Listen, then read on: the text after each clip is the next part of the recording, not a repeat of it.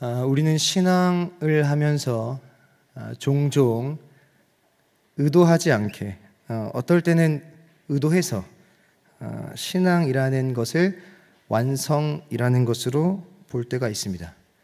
예를 들어 구원을 볼 때 어떤 지점에 마주하게 될 완성, 성숙이라는 것도 볼 때 아직은 미흡하지만 우리의 타고난 기질이나 우리의 성향이 언젠가는 도달해서 어떤 지점에서 완성, 우리의 욕망이나 우리의 바램들이 투영된 어떤 우리 안의 갈망들도 어느 지점에 도달해서 결과적으로 얻게 되는 완성, 그렇게 완성되는 것이 목적이 되는 목표 지향적인 행위가 신앙이 될 때가 많습니다. 아직 완성된 거 아닌데 시간이 지나면 완성될 거야. 시간이 지나면 결과적으로 주어질 거야. 바램도 우리의 갈망도 열망도 우리의 욕망도 언젠가는 그것이 이루어지고 성취될 거야 라는 보내는 시간보다는 도달해서 얻게 될 결론지에 우리의 신앙이라는 것이 투영될 때가 많다라는 이야기입니다. 그런데 이 신앙을 가지고 조금만 시간을 보내봐도 우리가 방금 기대했던 것처럼 신앙의 그림이 전혀 다르게 흘러가는 것들을 종종 경험하곤 합니다. 조금만 신앙생활 해봐도 완성이라는 게 안 올 때가 있고 완성이 더뎌질 때가 있고 간절히 바라보고 욕망이나 바램이나 갈망이나 여러 가지 열망을 더해서 뭔가를 추구해봐도 얻어지지 않음을 통해서 우리가 그려왔던 건 신앙은 언젠가 원하는 것에 도달해서 완성되어지는 그림인데 그게 신앙이 아니구나, 그것과는 전혀 다른 일들이 우리 가운데 산적해 있구나라는 것을 느끼게 되는 일이 있다는 거죠. 복음을 가졌음에도 기대하는 성숙의 지점이 오지 않을 때가 있고 욕망이나 바램이 반영된 기대적인 상황이 도래하지 않을 때가 있다는 이야기입니다. 그 안에서 우리는 지친다라는 감정을 가지게 됩니다. 사도행전이란 책은 방금 던졌던 신앙인이 마땅히 어쩌면 자연스레 가지게 되는 이 물음을 가진 신자들에게 끊임없이 방금 얘기한 주제를 부딪히도록 만들어주는 책입니다. 사도행전은 표면적으로는 간단합니다. 예수가 승천하신 이후에 세워진 교회를 통해 예수 그리스도로 말미암아 시작되어진 복음이 과연 어떻게 전파되어지는가, 이걸 역사적인 시간 속에 드러내주는 게 사도행전입니다. 다시 말씀드릴게요. 예수가 승천하신 이후에 교회라는 세워진 공동체를 통해 예수로 말미암아 시작된 복음이라는 것이, 구원이라는 것이 어떻게 전해지게 되는가라는 것을 역사적인 시간 속에서 드러내주는 것. 그 과정 속에 다양한 주제를 다뤄가는 거죠. 복음이 뭐냐?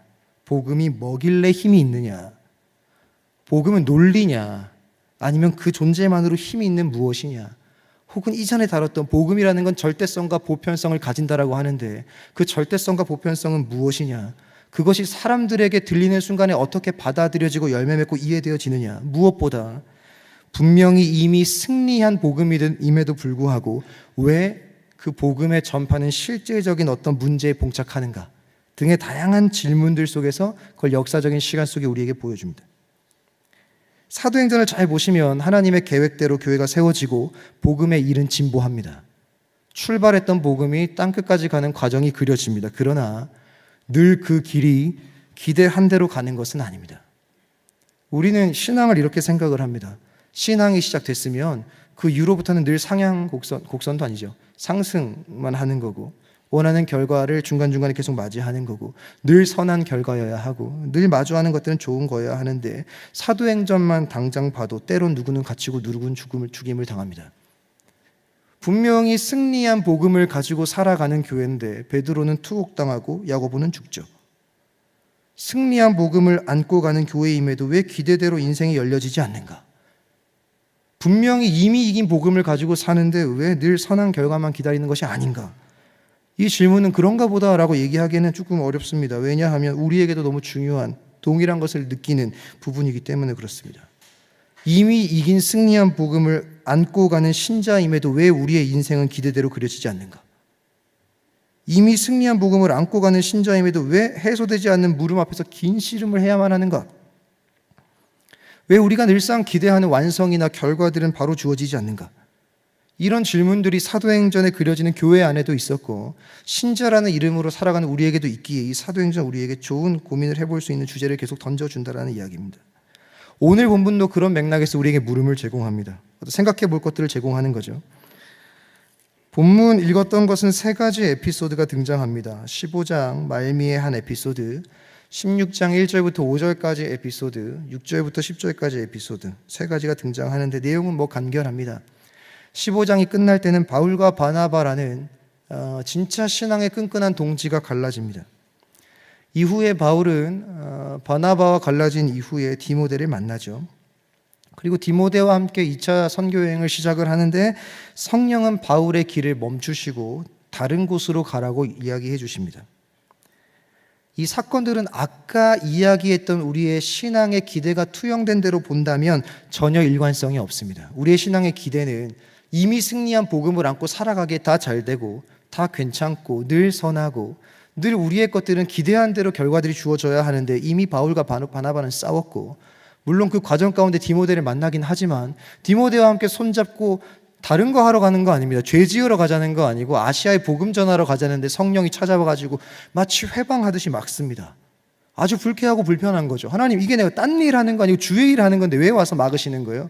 나도 계획이라는 게 있는 사람입니다. 아시아 갔다 마게도냐 갈게요. 아니다. 마게도냐 먼저 가라. 그러니까 기대적 관점에서는 일관성이 전혀 없습니다. 우리의 바람은 분명한데 굉장히 굴곡이 심하죠. 어디는 감추고 싶은 이야기고 바울과 바나바 싸운 거 감추고 싶은 이야기 아닙니까?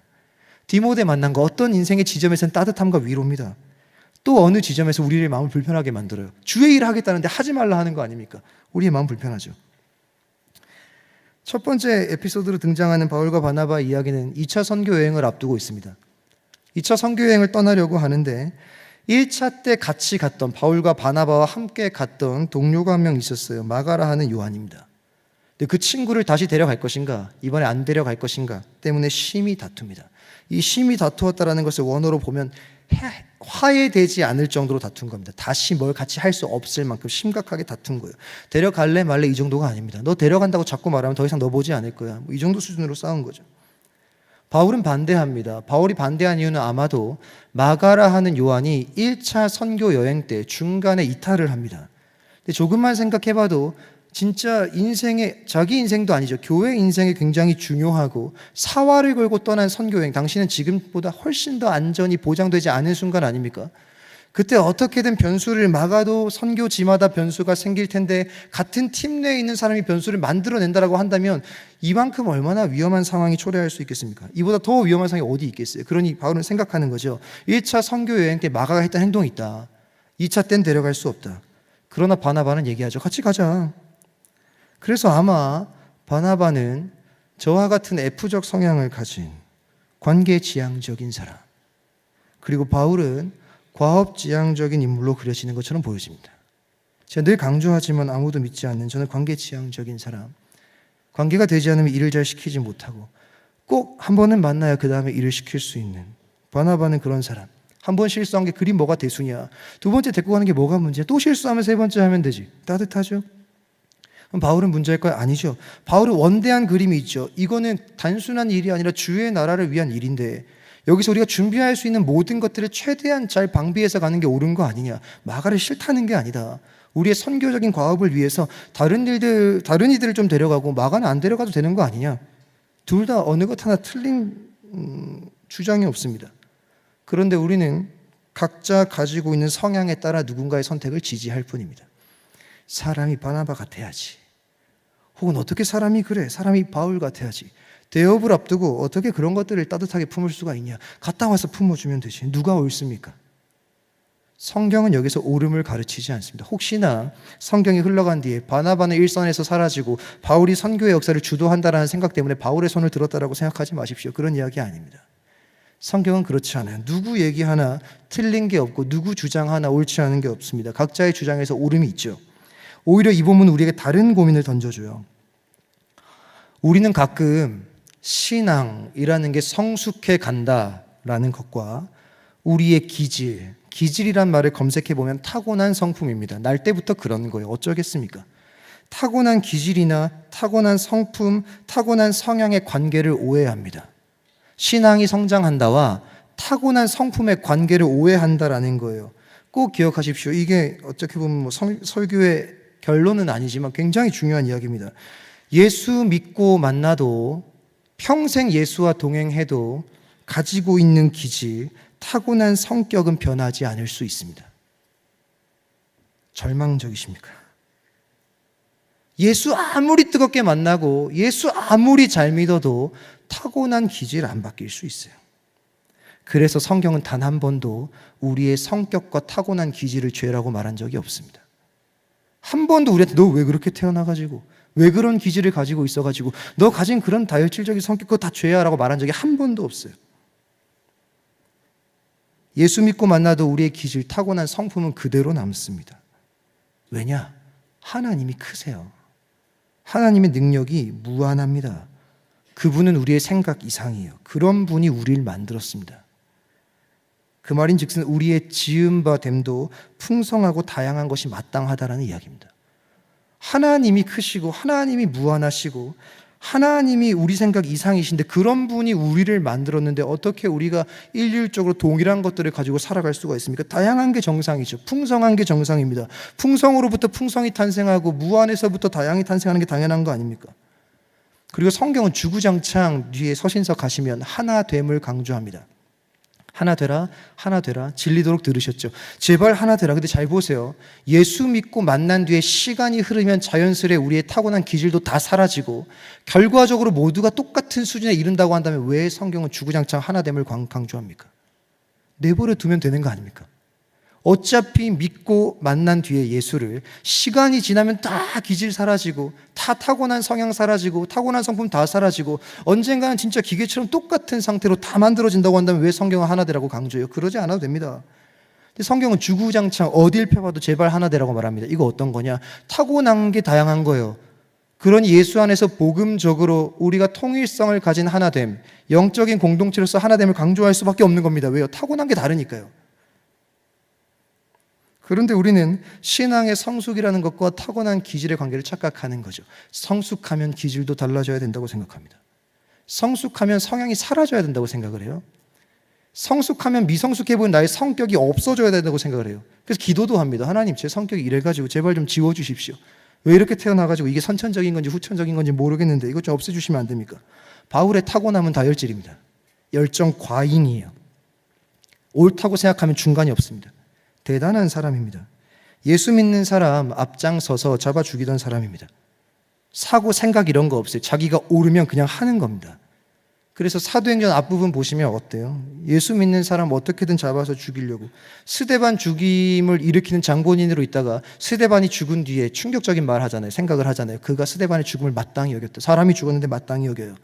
그 정도면 족한 거 아닙니까? 그런데 그 뒤로 어디 가시는지 아십니까? 다마스커스에 예수 믿는 사람 또 잡으러 갑니다. 예루살렘 벗어나서 다메섹에 가가지고 내가 거기 있는 예수 믿는 사람 다 잡아다가 예루살렘 데리고 와야 되겠다. 사람이 죽었는데도 멈춤이 없어요. 다혈질이죠. 열정 과잉이죠. 옳다 여기면 중간이 없는 사람입니다. 그런데 이 다혈질로부터 약이 되어지는 것 같은 열정이 예수 만난 이후에 사라졌는가? 사라지지 않아요. 사라지지 않고 뭐하냐? 어디 한 곳에 머무르지 않고 주 전하려고 땅끝까지 갑니다. 성경은 이런 걸 얘기하는 거예요. 예수 만나고 예수 믿은 뒤에 우리가 죄라 여겼던 영역들이 사라지는 게 아니라 그게 다르게 사용되는 일들이 생기는 거죠. 성경은 한 번도 예수 믿으면 사람의 기질과 성향이 같아진다고 말한 적이 없어요. 그럼 뭐가 문제냐? 신앙의 성숙과 타고난 기질, 성향과 성품 사이에서 뭐가 문제냐면 우리의 타고난 성품이 신앙의 성숙과 어울리지 않을 때 그 이유가 뭐냐면 이유는 간단합니다. 우리의 타고난 기질, 타고난 성품, 성향, 성격이 오랜 시간 동안 세상과 죄 아래에서 죄된 것들을 선택하는 일에 충분히 사용되어 왔기 때문입니다. 그래서 그런 거예요. 기질이 잘못된 거 아니고 성격 잘못된 거 아니고 성향 잘못된 거 아니고 성품 잘못된 게 아니고 그렇게 주어진 우리가 타고난 것들이 오랜 시간 동안 세상에서 죄된 것들을 받고 죄된 것들을 선택했고 죄된 것들과 맞물려서 죄된 것들을 선택하는 일에 오랫동안 노출되어 왔기 때문에 당연히 그렇게 되는 겁니다. 기질의 문제가 아니라 지금까지 기질과 성향이 죄를 선택하는 방향으로 끊임없이 사용되어져 왔기 때문에 우리가 어떤 착각을 하냐? 내가 가진 기질 자체가 죄라고 착각을 합니다. 사랑하는 동역자 여러분, 예수 믿고 만나 바뀐다는 것을 오해했을까 싶습니다. 예수 만나서 바뀐다라는 걸 신앙의 성숙과는 어울려 보이지 않는 나의 기질, 나의 타고난 성향, 나의 타고난 성품이 사라지는 것으로 오해하셨을까 봐 걱정입니다. 아, 예수 믿고 예수 만나면 바뀐다던데 내 성격도 내 성향도 내 기질도 그게 사라질 거라고 생각했다면 그게 오해라는 이야기입니다. 성품이 사라지는 거 아닙니다. 기질이 사라지는 거 아니에요. 타고났던 무언가가 사라지는 게 아닙니다. 외향적인 거 갖고 싶어가지고 예수 만나면 내향인이 외향인이 되는 거 아닙니다. 아까 얘기한 대로 과업지향적인 사람이 관계지향적인 사람 되는 거 아니에요.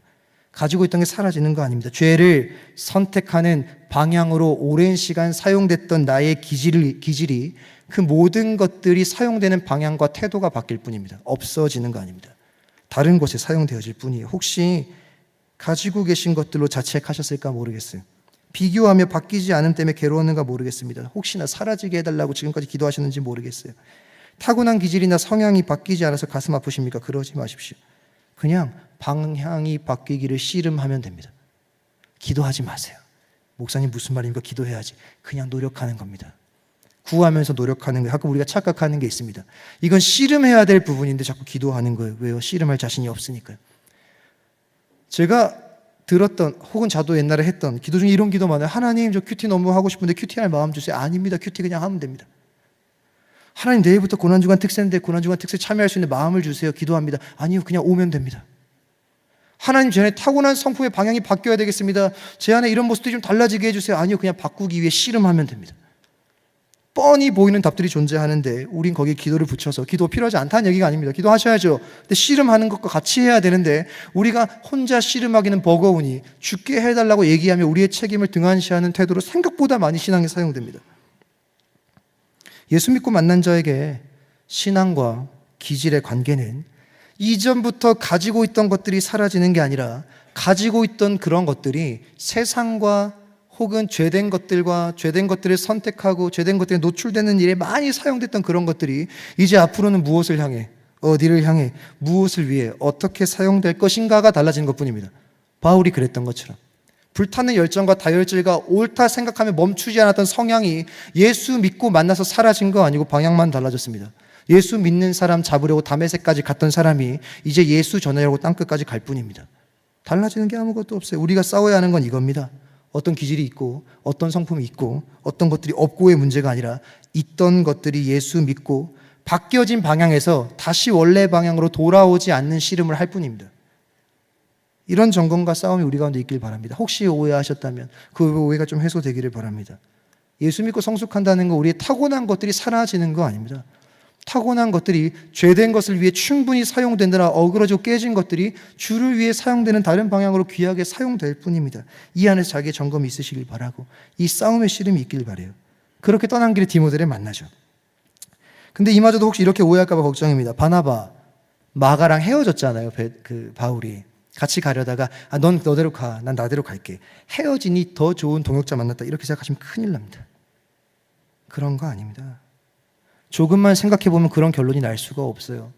아까도 처음 말씀드렸죠. 성경은 늘 원인과 결과가 아닙니다. 인과응보가 있는 게 아니에요. 이리 했더니 저리 됐다가 아닙니다. 그냥 이건 마치 뚝뚝 끊어지는 그냥 에피소드예요. 근데 끝까지 가보면 그 큰 에피소드를 덮는 더 큰 에피소드가 존재할 뿐입니다. 이건 그저 그날만큼의 은혜인 거예요. 마가와 바나바와 헤어졌더니 디모데가 주어졌다가 아니라 바나바와 마가와 헤어진 건 그날의 선택이고요. 디모데를 만난 건 그 다음날의 선택입니다. 그냥 그날만큼의 은혜가 쌓여가는 거예요. 어떤 원인으로 도래한 결과가 아닌 겁니다. 성경은 우리의 인생이 늘 그렇게 해석되는 게 아니라고 주구장창 말하지 않았습니까? 그래서 우리는 성경을 볼 때 각각 에피소드들의 큰 그림 속에서 볼 수 있는 시선도 좀 필요합니다. 바울은 그냥 자기 성향, 지금 수준에 자기 기질, 근거에서 판단하고 선택해서 갈라졌어요. 옳고 그름의 문제는 아니죠. 근데 아쉬움은 있을 수 있죠. 어떤 입장에서 보자면. 그런데 잘 보세요. 이 디모데 만난 건 어떤 의미를 가지는지, 디모데를 만나 판단하게 된 어떤 지점에서는 그의 판단이 탁월합니다. 이전 판단에서는 누군가 보기엔 조금 아쉬울 수 있어요. 그래도 품고 가는 게 좋지 않았나? 이런 어떤 선택과 판단을 그날 자기 수준만큼 해냈고, 오늘 디모데를 만난 이 에피소드 속에서도 어떤 걸 선택해야 됩니다. 그런데 그 선택과 판단이 탁월해요. 그는 디모데에게 할례를 권합니다. 디모데야, 나랑 같이 가려면 할례를 받자. 재밌는 게 사도행전 15장에 예루살렘에서 대대적인 회의가 일어납니다. 그 이방인들이 회심한 걸 받아들였는데 그 이방인들에게 회심한 증표로 할례를 행할 것이냐 행하지 않을 것이냐에 대한 논쟁이 어마어마하게 생깁니다. 예루살렘에 있던 사람들은 오케이, 우리가 이방인을 받아들이는 것까지는 인정하겠습니다. 그들에게도 할례를 행합시다. 근데 바울이 그걸 거절했던 사람이에요. 그럴 수 없다. 할례는 그런 거 아니지 않느냐. 육체의 할례가 중요한 게 아니라 마음의 할례가 중요한 거 아니냐. 어떻게 육체에 행한 할례가 구원의 증표가 되느냐. 그거 강조하지 말자. 그리고 예루살렘 회의가 바울에게 설득당합니다. 그래서 할례를 강요하지 않기로 해요. 강조하지 않기로 합니다. 바울은 예루살렘에 의해서 이방인들에게 할례를 권한 것을 반대했던 사람이에요. 그런데 오늘 디모데가 아버지가 이방인이라는 이유로 할례를 권합니다. 어떻게 이해해야 됩니까? 15장에서는 할례 하지 맙시다라고 말했던 바울이 16장에서는 디모데한테 야, 너 이방인이지, 너 할례 받아야 돼 라고 이야기하는 거죠. 그 이유는 간단합니다. 할례 받지 않는 것이 앞으로 디모데와 바울이 함께 선교 여행을 하며 유대인을 만났을 때 교제하는 데 걸림돌이 될까 봐 받을 뿐입니다. 구원의 증표나 구원의 방편으로 할례를 받으라고 요구하는 게 아니라 앞으로 하게 될 주의 과업을 위해 그냥 받을 뿐입니다. 바른 판단 안에 있는 것처럼 느껴지지 않으세요? 탁월한 판단 아닙니까? 구원의 방편으로서 동의한 게 아니라 앞으로 우리가 하게 될 일을 위해서 이것이 필요하리라라는 생각으로 판단하고 선택한 거 아닙니까? 그러니까 바울의 이야기는 그런 걸 보여주는 거예요. 어떤 판단은 좀 아쉬워 보이기도 합니다. 어떤 판단은 탁월한 거예요. 이런 게 신자의 시간이고 교회의 인생이라는 이야기를 하는 겁니다. 우리 같지 않습니까? 우리 인생도 마찬가지입니다. 어떤 때 우리 판단이 탁월합니다. 그런데 어떤 판단은 조금 아쉬움이 남아요. 그거에 대한 반복들입니다. 바울은 그저 이 15장 말미와 16장 시작 부분에서 그날 신자로서의 실력만큼 생각하고 판단하고 선택하는 과정 중에 있을 뿐입니다. 자기 안에 성품과 기질들이 아우러져가지고 난 못 데리고 가겠습니다 라고 말하는 선택을 했었고, 그 다음엔 디모데를 향해서 할례를 받는 게 옳다라고 판단하고 선택했을 뿐인 거예요. 딱 그날 하루의 실력만큼 신자로 판단하고 갑니다. 그렇게 디모데를 만나서 데리고 다니게 되며 이어지는 내용이 6절부터의 내용이에요. 6절부터 10절까지의 내용은 우리로 하여금 질문을 야기시키고 조금 더 나아가면 우리를 조금 섭섭하게 만들기도 합니다. 바울이 아시아로 가고 싶어요. 근데 여기 아시아, 우리 아시아 아니고 터키 지역인 소아시아입니다. 혹시 여러분 착각하셔서 아쉬워하실까봐 바울이 이때 아시아로 왔으면 우리가 유럽 통해가지고 복음 안 듣고 우리가 유럽한테 복음 줄 텐데 이런 생각 하실까봐 여기서 말하는 아시아는 터키입니다. 아쉬워할 게 없어요. 근데 조금 답답한 건 이런 거죠. 바울이 아시아로 가고 싶어 합니다. 제가 터키 지역으로 가서 복음을 전할게요. 놀러 가는 거 아니고 죄 지으러 가는 거 아닙니다. 그런데 하나님이 막으세요. 어느 정도로 막으시느냐? 성령까지 보내서 막으세요. 그러니까 너무너무 불편한 거죠. 제가 다른 거 하겠다는 것도 아니고 주의 일을 하겠다는데 성령 보내서 마치 강제적으로 나에게 외압을 행하면서 내가 하고자 하는 일을 막으시는 거죠. 그리고 하나님은 그에게 마게도냐로 가라고 이야기합니다. 어느 선택 하나 죄된 게 없는데 하나님은 때론 우리의 인생을 왜 막으십니까? 이것도 오해하면 안 됩니다. 이건 어떤 의미냐면 차차 설명을 좀 해보자면 하나님의 크신 계획이 있어요. 우리보다 크시죠. 우린 다 헤아릴 수 없습니다. 하나님의 크신 계획 속에는 아시아도 있고 마게도냐도 있습니다.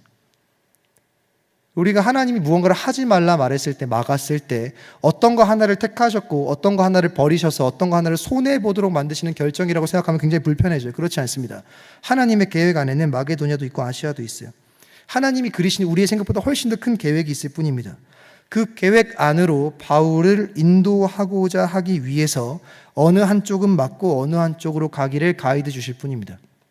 뭐 하나 선택했고 뭐 하나 버리고 뭐 하나 택했고 뭐 하나 손해보는 쪽으로 결정하시는 게 아니라 이거 했으니까 저거 못하도록 만드는 게 아니라 훨씬 더 모든 걸 포용하는 크신 계획 안에서 바울이란 인물이 하나님의 계획 안에서 벗어나지 않고 그 안에 담겨 그 방향으로 가고자 인도하시기 위해서 뭐 하느냐? 막는 것뿐입니다. 나중에 보면 아시아도 주의 계획 안에 있어요. 오히려 이걸 가지고 뭘 생각해 봐야 되는 거죠. 하나님 이 이야기 속에서 우리에게 뭘 가르치십니다. 아시아로 가지 마라, 마게도냐로 가자. 예를 들면 여러분들에게 이런 얘기, 저랑 여러분에게 이런 얘기 하는 거예요. 그거 하지 말고 나랑 이거 하자. 불편하십니까? 전 좀 불편했거든요. 하나님 제가 하려고 하는 게 죄 짓는 거 아닌데 그거 하지 말고 나랑 이거 하자 라는 요청이 불편하십니까? 불편한 일이 아닙니다. 이렇게 생각해 보면 불편하지 않아요. 하나님은 자신의 계획과 우리가 추구하는, 우리가 가고자 하는 우리가 계획하는 방향이 맞지 않을 때 다른 사람을 선택하지 않으십니다. 그러니까 이거 하나님의 입장에서 굉장히 번거로움입니다. 창조주가 하고자 하는 원대한 계획이 있고 그 안에 피조물이 난 내가 생각하는 이것이 당신을 위한 일입니다 라고 말할 때 가장 쉬운 방식은 다른 일을 선택하면 됩니다. 바울 내가 너를 들어 사용하겠다는데 네가 지금 마게도냐로 안 가? 나 바나바랑 마가랑 일할래 라고 선택하면 하나님께는 번거롭지 않습니다. 너무 쉬운 일이죠.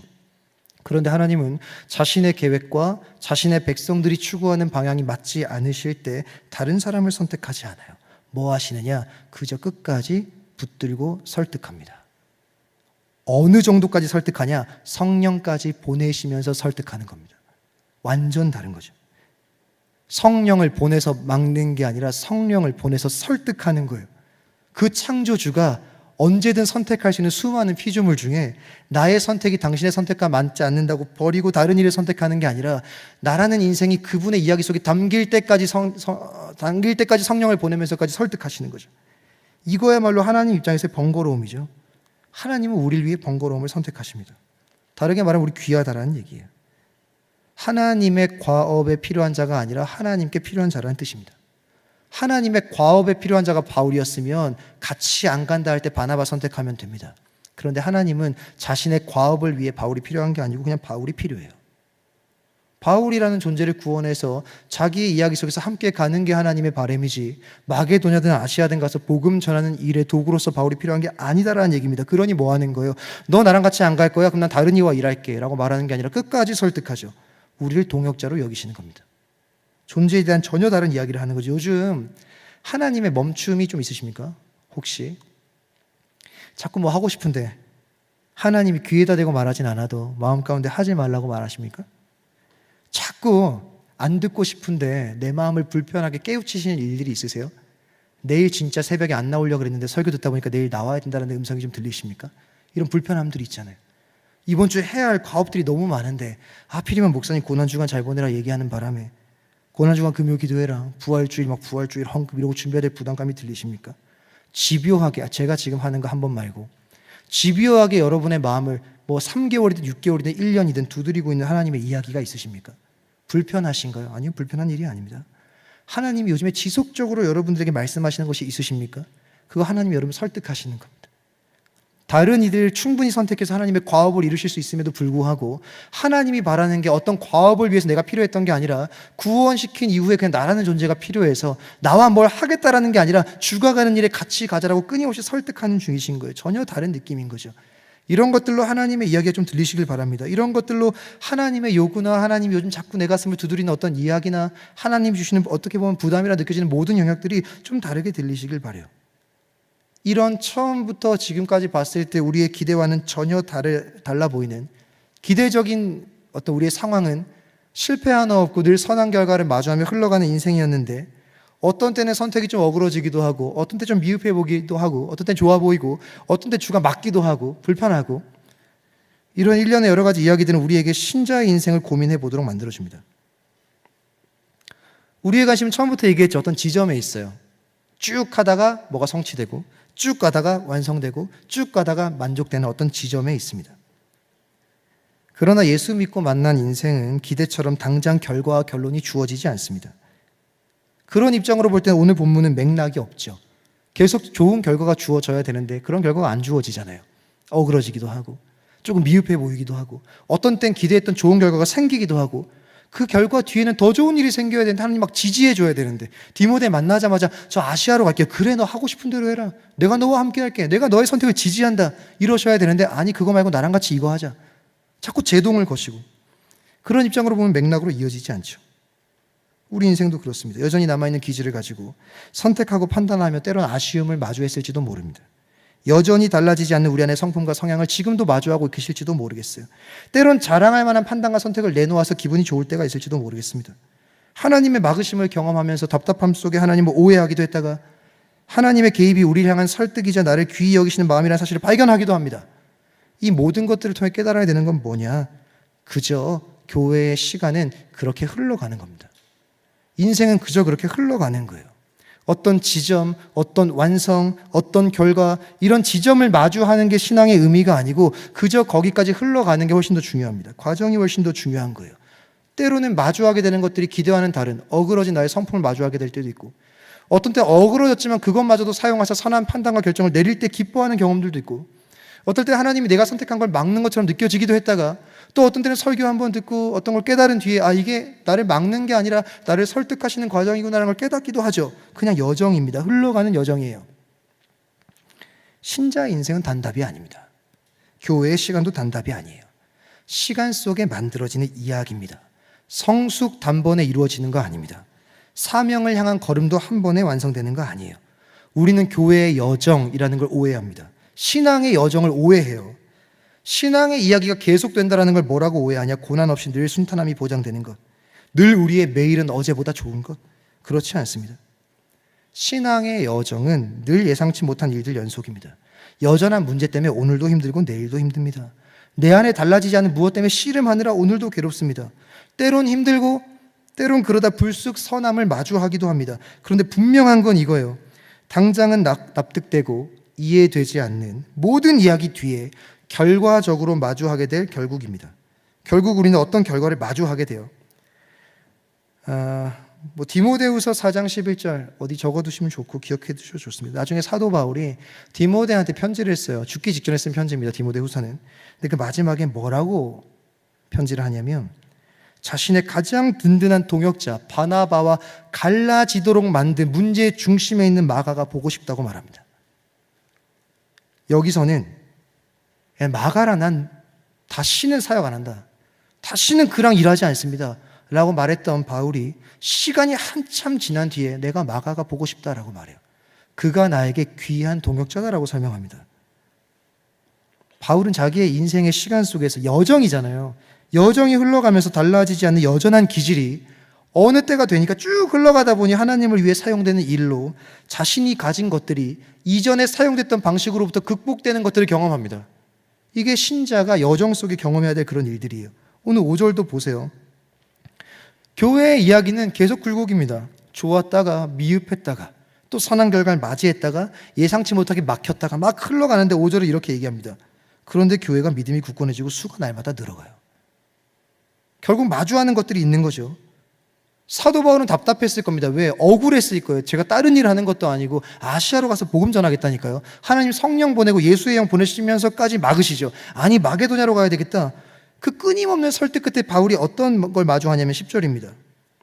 바울이 그 환상을 보았을 때 우리가 곧 마게도냐로 떠나기를 힘쓰니 이는 하나님이 저 사람들에게 복음을 전하라고 우리를 부르신 줄로 인정합니다. 바울이 설득되어져 가는 거예요. 하나님의 미련하리만큼 찾아오시는 설득으로 바울은 결국 하나님의 크심을 인정합니다. 예수 믿으면 당장 더 나아질 것이라고 생각하고 기대하는데 해결되지 않는 것들 투성입니다. 더 복잡하고 더 더디 옵니다. 그러나 이 모든 시간을 통해 하나님은 우리를 설득하시고 빚어가십니다. 그러니 신자에게 신앙이라는 것은 성취, 어떤 지점, 어떤 완성을 의미하는 게 아니라 길고 긴 이야기입니다.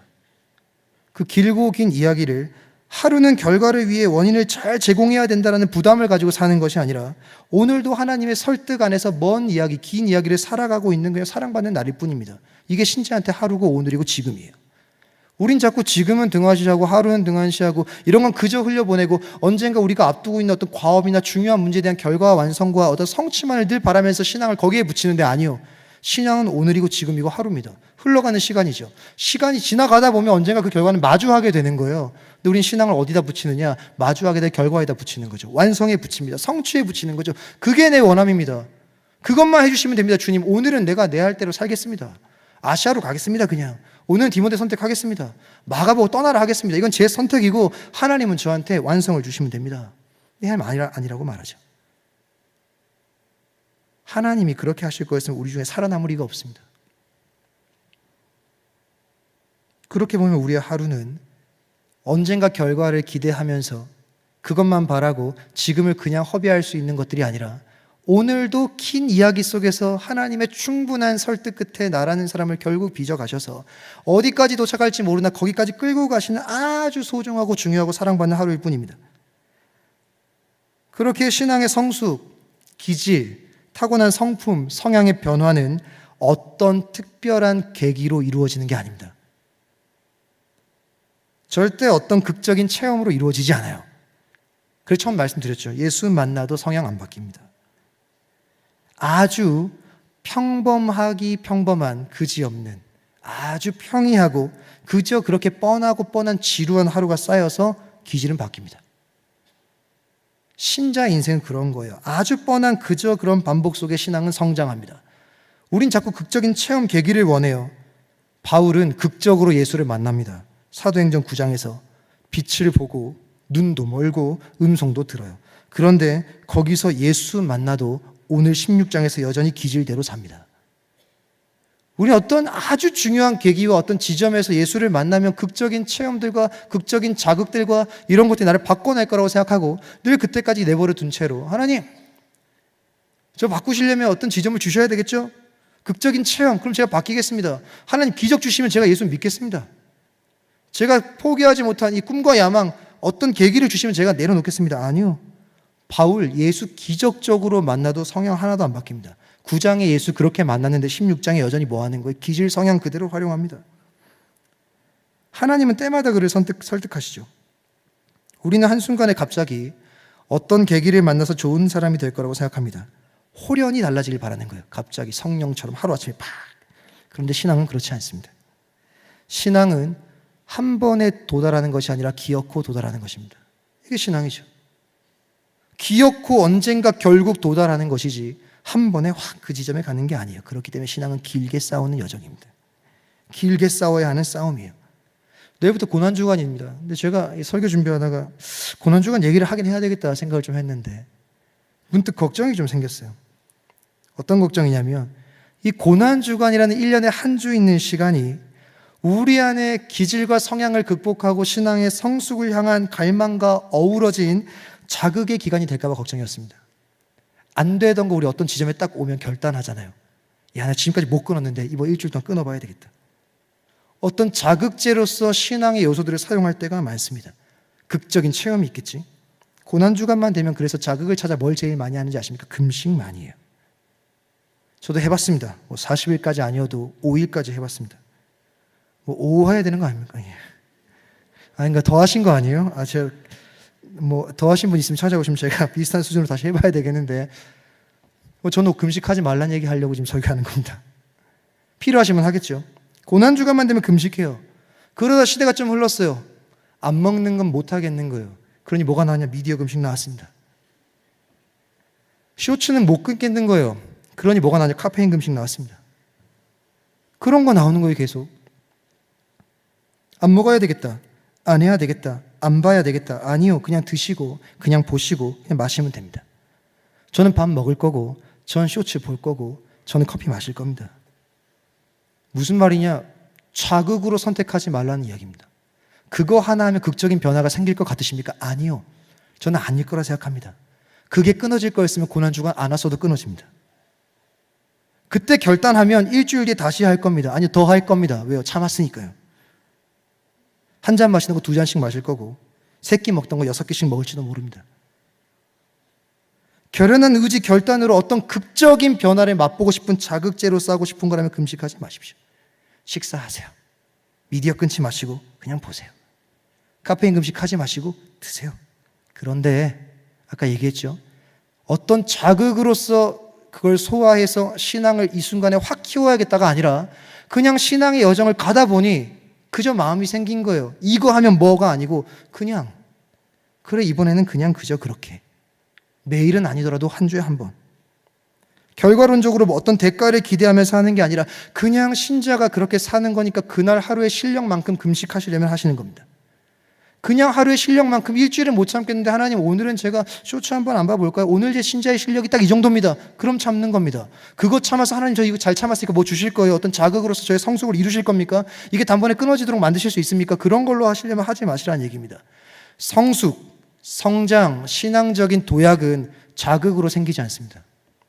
꾸준한 시간 속에 노출되는 하나님과의 관계 속에 생기죠. 그저 그렇게 흘러가는 시간 속에 아주 일반적이고 아주 평이하고 아주 평범한 시간들이 쌓여서 신앙의 성숙이 되는 겁니다. 저는 그냥 이렇게 말씀드리고 싶어요. 또 제가 금식하지 말라 그랬다고 가셔서 얘기하면 큰일 나니까 금식하셔도 되고 안 하셔도 됩니다. 새벽 예배 전참하셔도 되고 전참이 아니셔도 돼요. 금요기대로 오프라인으로 오시든 온라인으로 오시든 상관없습니다. 예수 생각 많이 할 수 있는 것들을 선택하는 게 신자의 평범입니다. 그걸로 선택하는 거예요. 옛날에 고난주간은 같이 고난받는 시간으로 인식했습니다. 옛날 교회가. 고난주간이 딱 오면 고난받으려고 금식하는 거예요. 근데 한때 이런 얘기 했습니다. 예수가 고난 다 치렀는데 우린 그 고난에 왜 들어갑니까? 그래서 한국교회가 반대로 고난은 예수가 받으시니 기쁨을 누리자라는 기조도 있습니다. 뭘 선택해도 상관없어요. 목사님, 저는 고난에 동참하려고 안 할게요. 응원합니다. 목사님, 예수가 고난 다 받으셔서 승리의 날을 기다리니까 저는 다 하겠습니다. 기쁘니까요. 응원합니다. 뭘 선택하시든 예수 생각 많이 할 수 있는 것들을 선택하는 게 신자의 평범이에요. 신자의 평이입니다. 신자의 그저 그런 뻔하디 뻔한 선택이에요. 예수 생각 많이 할 수 있는 것들을 선택하는 것. 그게 고난에 동참하는 겁니다. 그런 차원으로 우리가 좀 바라볼 수 있어야 되는 거예요. 그렇게 되면 우리는 우리의 인생을 좀 다르게 해석할 수 있어야 됩니다. 아까 얘기한 대로. 우리의 신앙이란 인생에 어떤 지점이 있는 게 아니고 완성이나 성취가 아니라 여정이라고 한다면 우리는 우리의 하루와 우리의 시간과 우리의 인생과 우리가 인생을 보내면서 겪게 된 수많은 일련의 사건들과 에피소드들을 좀 다르게 해석할 수 있어야 돼요. 신자, 교회는 그분 안에서 천천히 빚어져 가는 존재입니다. 그러니 우리의 시간은 원인이나 결과로 딱딱 떨어지지 않죠. 노력과 성취가 아니죠. 그것이 포함되어져 있는 긴 여정입니다. 이렇게 여러분의 인생을 이해하셔야 돼요. 또 어떤 생각 해봐야 됩니까? 성숙에는 긴 시간이 필요합니다. 그러니 당장 보이는 도약이나 신앙의 성숙 때문에 교만할 게 전혀 없고 어차피 여정입니다. 여정 속에 또 언제 엉망진창이 될지 우린 몰라요. 또 반대로 당장 보이는 우리 인생의 결함이나 지금까지 싸워왔는데 해결하지 못했던 기질적인 연약함도 괜찮습니다. 여정이니까요. 너무 괴로워할 필요가 없어요. 기질과 성향이 여러분의 인생을 괴롭혔어요. 그럼 다시 시작하면 됩니다. 매일 씨름하고 있으면 그걸로 충분히 족한 겁니다. 그 싸움 계속해 나가시다가 때로 어떻게 보면 선한 결정과 결과를 마주하게 될 때도 있고 때로 어떨 때는 하나님의 개입하심 때문에 고민하게 될 때도 있고 씨름하다가 결국 하나님이 인정하게 될 때도 있고 그저 그렇게 흘러가는 겁니다. 그 안에서 빚어지는 우리를 경험하는 은혜가 우리 가운데 있는 것이 신자가 누릴 수 있는 기쁨 같은 거죠. 말씀을 좀 정리하도록 하겠습니다. 놀라시면 안 돼요. 신앙생활은 재미가 없습니다. 때론, 가끔. 전 목사인데도 신앙이 재미없을 때가 있어요. 왜 재미가 없냐? 자극이 없거든요. 뻔하디 뻔한 시간을 어쩔 땐 너무 오래 보내야 됩니다. 예배마다 자극이 있으면 얼마나 행복하겠습니까? 설교 들을 때마다 막 속에서 팡팡 폭죽이 터지면 얼마나 행복하겠어요? 찬양할 때마다 눈물이 막 터져 나오면 얼마나 좋겠습니까? 기도할 때마다 성령이 붙드셔서 우리의 기도를 막 열어가시면 얼마나 행복하겠어요? 매일이 자극이면 얼마나 기쁘겠습니까? 그런데 신앙생활은 큰 자극도 없고 눈에 보이는 커다란 달라짐도 별로 없어요. 늘 드리는 예배고 늘 돌아오는 고난 주간이고 그저 늘 돌아오는 것들 뿐입니다. 그러나 기억하세요. 여정입니다. 여정. 어떤 자극이 계속 있는 게 아니에요. 흘러가는 시간 속에 보내는 겁니다. 그럼 신자 인생에 어떤 즐거움이 있느냐? 방금 얘기한 재미는 없어요. 어떤 자극적 재미가 없습니다. 자극이 계속 있으면 우리가 살아남겠습니까? 제가 뭘 영상을 좀 봤는데 누군지도 잘 모르겠고 이런 얘기 하더라고요. 물이 맛이 있으면 평생 못 마신다고. 공감했습니다. 왜? 물에 맛이 있어요. 그럼 기호가 생긴대요. 평생 못 마시죠. 공기에 향이 있으면 평생 못 마신답니다. 그런 것들이 존재하는 거예요. 신앙도 그래요. 신앙이 계속 자극이면 어떻게 평생 합니까? 하나님은 그런 식으로 일하지 않으세요. 하나님의 방식은 긴 시간 속에 이 땅 가운데 주어진 많은 것들을 누려가며 그 안에서 빚어져 가는 게 하나님의 일하시는 방식입니다. 여정인 거죠. 하나님과 함께 씨름하면서 결국 도착하게 되는 긴 이야기인 겁니다. 그 안에는 신앙의 다른 즐거움이 있어요. 어떤 즐거움이냐? 원인을 제공해서 원하는 결과를 얻고 노력해서 성취가 있는 재미, 즐거움 그런 거 아닙니다. 신앙의 즐거움은 아주 뻔한 시간을 계속 보내는데 하나님과 보내는 시간 속에 어느덧 자라있는 자신을 불쑥 발견하는 재미가 있습니다. 그게 신앙의 재미예요. 늘 어떤 자극을 넣어서 그 자극 때문에 커가고 성장하고 이런 게 아니라 때로는 아주 긴 시간을 터널같이 보냅니다. 예배가 재미가 없어요. 여러분 위로가 되십니까? 당연한 거라는 얘기를 하고 있는 중입니다. 기도가 안 돼요? 당연한 겁니다. 찬양할 때마다 가슴에 감격이 터져 나오지 않아요? 당연한 겁니다. 오후 3시에 예배 오는 게 힘들어요? 당연한 겁니다. 긴 여정에 뻔하디 뻔한 아주 지루한 시간을 보냅니다. 그런 게 신앙의 재미가 아닙니다. 그런데 그냥 신자의 평범함이 그 자리를 지키는 거 아닙니까?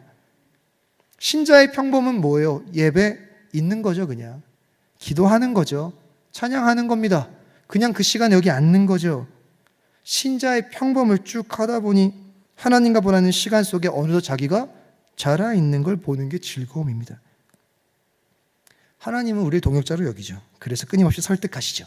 그 시간 속에 천천히 빚어가십니다. 그렇기 때문에 우리의 하루는 절대 작지 않고 우리의 미래와 전혀 상관없어 보이는 작고 사소한 일들도, 그 선택들도 다 의미가 존재합니다. 하나님이 그걸 다 사용하셔서 빚어가실 거니까요. 그렇기 때문에 오늘 하루, 지금 쌓여가는 모든 것들은 그저 하나님과 함께 걷는 여정일 뿐이에요. 자신의 인생이 빚어지는 여정임을 꼭 기억하시는 은혜가 있기를 바랍니다. 그리고 그렇게 하루하루를 살아가는 게 신앙이에요. 자극을 찾는 게 아니라 신자의 평범을 지키는 겁니다. 신자의 평범을 지키다 보니 그 평이함 속에 어느덧 나도 모르게 불쑥 자라있는 자기를 발견하는 기쁨과 재미가 신앙을 하며 누리는 신자의 재미인 거죠. 그런 은혜가 가득한 여러분의 인생 되기를 바라고, 그런 생각을 우리 안에 잘 채움으로 말미암아 우리의 일상 가운데 어쩌면 너무 뻔해서 자극을 찾던 것들을 잠깐 멈추고 그 평범이 결국 빚어내는 놀라운 주의 일들을 기억하며 그 은혜로 기대하는 매일, 그 은혜로 누리는 하루하루가 되시기를 간절히 소망합니다. 함께 찬양할까요? 그렇기 때문에 우리의 모든 시간은 결국 주님 안에 있죠. 평범해 보이는 모든 일상도 주 안에 있습니다. 하나님이 그거 다 사용해서 여정으로 빚어 가시니까요. 그걸 아는 자가 고백할 수 있는 찬양이 이 찬양의 가사라는 생각이 들었습니다. 우리 함께 찬양하며 주 앞에 우리의 신앙을 고백하며 나아가도록 하겠습니다.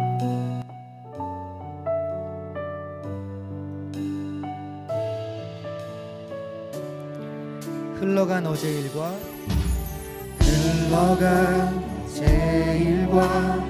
마주한 오늘의 삶 속에 내 주님 계시네.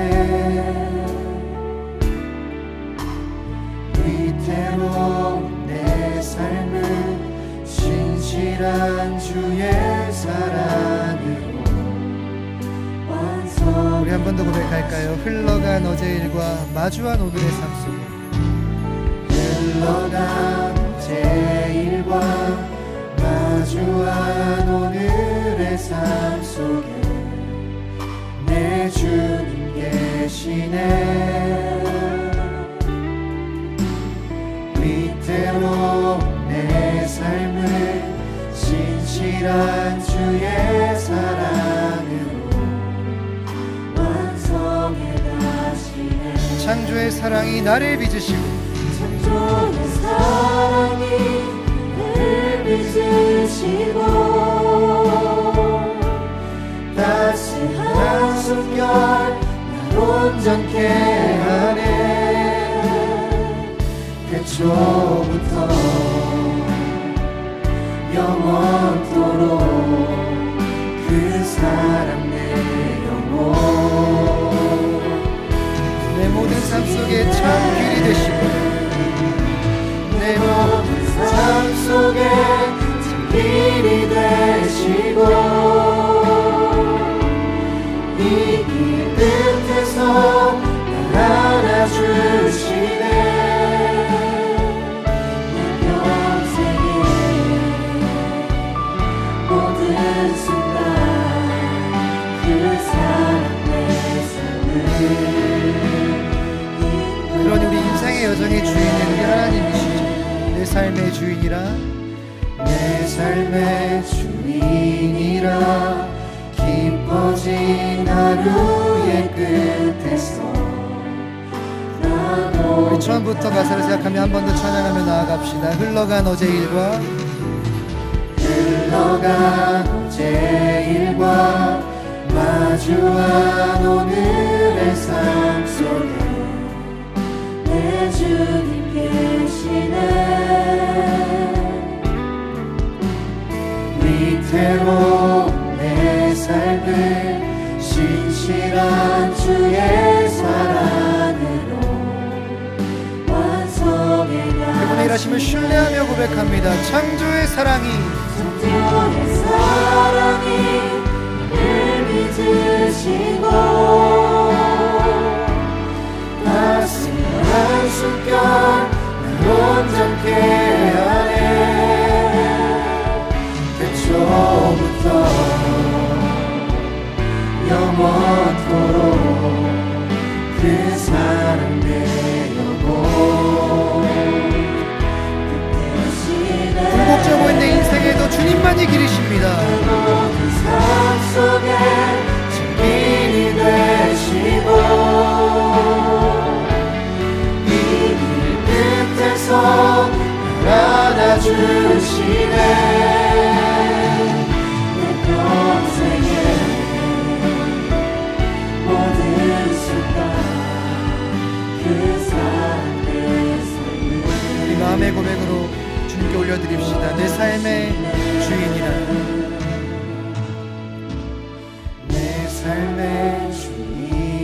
주인이라 깊어진 하루의 끝에서 나고. 우리 한 번 더 고백할까요? 내 삶의 주인이라 깊어진 하루의 끝에서,